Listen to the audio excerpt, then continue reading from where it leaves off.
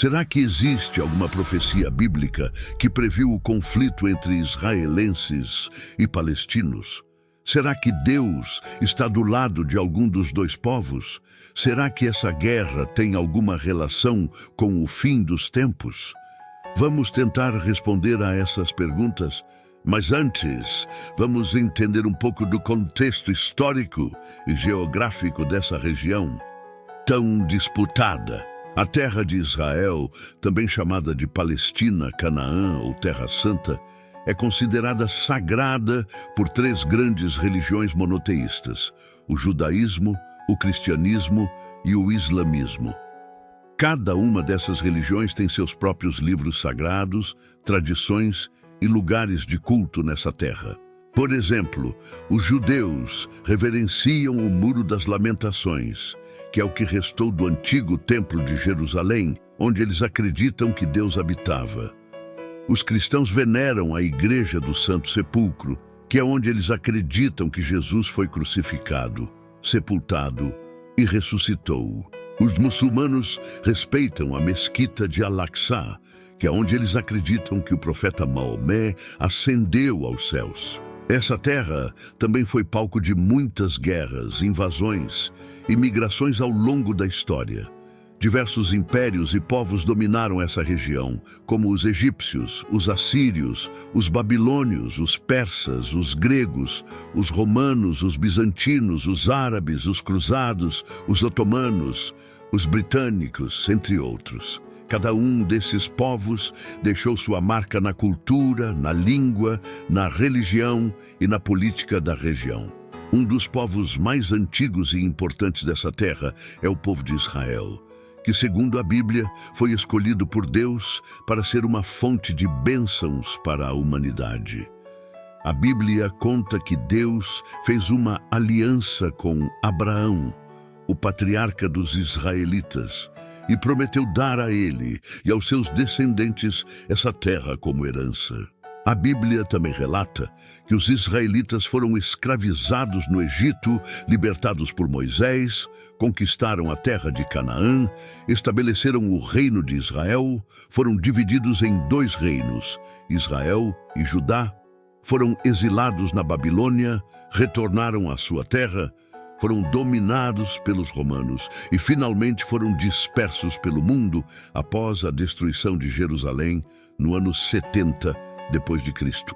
Essa dispersão, chamada de diáspora judaica, durou quase 2000 anos, durante os quais os judeus sofreram perseguições, discriminações e massacres em vários lugares onde se estabeleceram.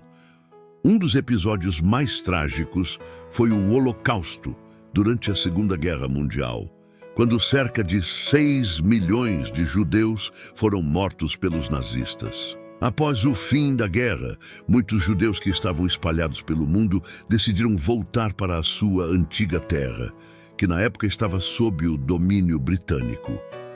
Em 1947, a ONU aprovou um plano de partilha da Palestina que previa a criação de dois estados, um judeu e um árabe. Os judeus aceitaram o plano, mas os árabes o rejeitaram. Em 1948, os judeus declararam a independência do Estado de Israel, que foi reconhecido por vários países, mas não pelos árabes.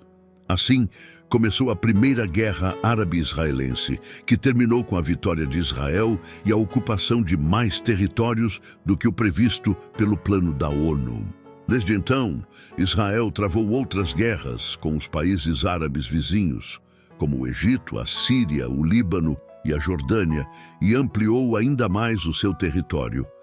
Israel também enfrentou a resistência dos palestinos, que são os árabes que vivem na região e que reivindicam o direito de ter o seu próprio Estado. Os palestinos se dividem em dois grupos principais: a Fatah, que controla a Cisjordânia, e o Hamas, que controla a faixa de Gaza. A Fatah é mais moderada e aceita negociar com Israel, mas o Hamas é mais radical e não reconhece a existência de Israel. O Hamas também é considerado um grupo terrorista por Israel, pelos Estados Unidos e pela União Europeia. pois realiza ataques com foguetes e homens-bomba contra alvos israelenses. Israel, por sua vez, responde com ataques aéreos e terrestres contra o Hamas, causando muitas mortes e destruição de ambos os lados. O conflito entre Israel e os palestinos é um dos mais antigos e complexos do mundo e envolve questões políticas, econômicas, sociais e humanitárias. Mas também envolve questões religiosas, pois cada lado acredita ter uma ligação especial com Deus e com a terra. E é aí que entram as interpretações bíblicas sobre essa guerra. Muitos cristãos, especialmente os evangélicos, acreditam que Israel é o povo escolhido por Deus e que tem o direito de possuir toda a terra prometida a Abraão. Eles também acreditam que Israel tem um papel fundamental no cumprimento das profecias bíblicas sobre o fim dos tempos. Eles se baseiam em textos do Antigo e do Novo Testamento, que falam sobre a restauração de Israel, a reconstrução do templo, a vinda do anticristo, a batalha do Armagedon, o retorno de Jesus e o estabelecimento do seu reino milenar. Um dos textos mais citados por esses cristãos é o capítulo 38 do livro de Ezequiel, que fala sobre uma invasão de uma coalizão de nações contra Israel, liderada por Gog, da terra de Magog. Essas nações seriam identificadas com países atuais, como a Rússia, o Irã, a Turquia e outros. Essa invasão seria o prelúdio da Grande Tribulação, um período de 7 anos de sofrimento e perseguição para os cristãos e os judeus. Nesse período surgiria o anticristo, que faria um pacto com Israel, mas depois o trairia e se assentaria no templo exigindo adoração. Então Jesus voltaria para derrotar o anticristo e seus aliados na batalha do Armagedon, que seria travada no vale de Megido, em Israel. Jesus então reinaria por 1000 anos em Jerusalém, junto com os seus fiéis, e depois haveria o juízo final e a criação de um novo céu e uma nova terra. Essa interpretação é chamada de dispensacionalismo e é muito popular entre os cristãos evangélicos, especialmente nos Estados Unidos.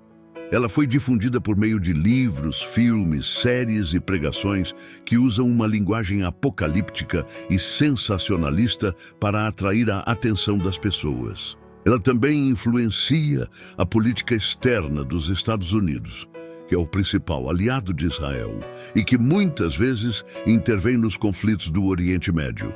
No entanto, essa interpretação não é a única nem a mais antiga entre os cristãos. Existem outras formas de entender as profecias bíblicas que levam em conta o contexto histórico, cultural e literário em que elas foram escritas e que não as aplicam. A Bíblia nos ensina que devemos vigiar e orar, porque não sabemos o dia nem a hora em que Jesus voltará. Ele mesmo disse: portanto, vigiem, porque vocês não sabem em que dia virá o seu Senhor. Mas entendam isto: se o dono da casa soubesse a que hora da noite o ladrão viria, ele ficaria de guarda e não deixaria que a sua casa fosse arrombada. Assim, vocês também precisam estar preparados, porque o Filho do Homem virá numa hora em que vocês menos esperam. Mateus 24, 42, 44. Vigiar significa estar atento aos sinais dos tempos, aos acontecimentos mundiais, às profecias bíblicas, mas também à nossa própria vida espiritual. Não podemos nos distrair com as coisas deste mundo, nem nos conformar com o pecado, nem nos acomodar na religiosidade. Precisamos estar prontos para encontrar o nosso Senhor, com as nossas lâmpadas acesas e cheias de óleo, como as virgens prudentes da parábola. Mateus 25, 1, 13. Orar significa manter uma comunhão constante com Deus, reconhecendo a sua soberania, agradecendo pela sua graça, confessando os nossos pecados, pedindo pela sua vontade, intercedendo pelos nossos irmãos, clamando pela sua vinda. A oração é a nossa arma espiritual contra as ciladas do inimigo, contra as tentações da carne, contra as dúvidas da mente. A oração é o nosso alimento espiritual que nos fortalece, nos consola, nos orienta, nos revela. A oração é o nosso diálogo com Deus, que nos ama, nos ouve, nos responde, nos surpreende. Nos voltar para Deus significa reconhecer que Ele é o nosso Criador, o nosso Salvador, o nosso Senhor, o nosso tudo. Significa entregar a Ele toda a nossa vida, os nossos planos, os nossos sonhos, os nossos medos, os nossos problemas, os nossos relacionamentos, os nossos bens, os nossos talentos, os nossos dons. Significa buscar a Ele em primeiro lugar, em todas as coisas, em todos os momentos, em todos os lugares. Significa amar a Ele de todo o nosso coração, de toda a nossa alma, de toda a nossa mente, de todas as nossas forças. Significa obedecer a Ele em tudo o que Ele nos ordena, em tudo o que Ele nos ensina, em tudo o que Ele nos inspira. Essas são algumas razões pelas quais devemos vigiar e orar e nos voltar para Deus, especialmente nesses tempos difíceis e incertos. Mas a principal razão é porque Ele nos amou primeiro e nos deu o seu Filho, Jesus Cristo, para morrer na cruz pelos nossos pecados e ressuscitar para nos dar a vida eterna. Ele nos chamou para sermos seus filhos, seus amigos, seus servos, seus noivos. Ele nos prometeu que voltaria para nos buscar e que nos levaria para morar com Ele para sempre, em um lugar onde não haverá mais guerra, nem dor, nem choro, nem morte. Ele nos convidou para participar da sua glória, da sua alegria, da sua paz, do seu amor. Esse é o nosso destino, essa é a nossa esperança, essa é a nossa fé.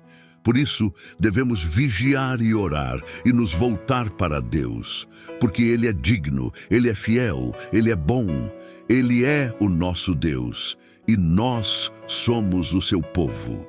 Ele é o nosso Pai e nós somos os seus filhos. Ele é o nosso Rei e nós somos os seus súditos. Ele é o nosso noivo e nós somos a sua noiva. Ele é o nosso amado e nós somos os seus amados. Ele é o nosso tudo e nós somos dele. Amém. Vamos orar agora.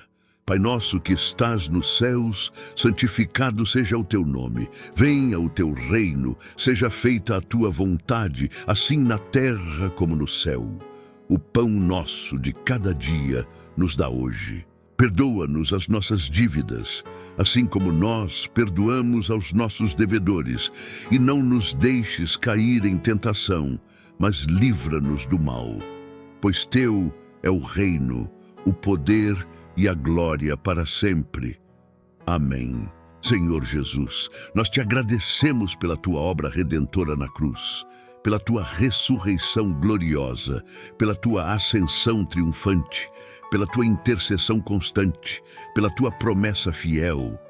Nós te amamos, te adoramos, te seguimos, te esperamos. Nós cremos que tu voltarás para buscar a tua igreja, a tua noiva, a tua família. Nós queremos estar preparados para te receber, com as nossas vestes limpas pelo teu sangue, com as nossas lâmpadas acesas pelo teu espírito, com as nossas obras aprovadas pelo teu juízo. Nós queremos estar contigo para sempre, em um lugar onde não haverá mais guerra, nem dor, nem choro, nem morte. Nós queremos participar da tua glória, da tua alegria, da tua paz, do teu amor. Vem, Senhor Jesus, vem depressa. Maranata. Amém. Senhor Deus, nós te louvamos pela tua soberania, pela tua sabedoria, pela tua bondade, pela tua fidelidade.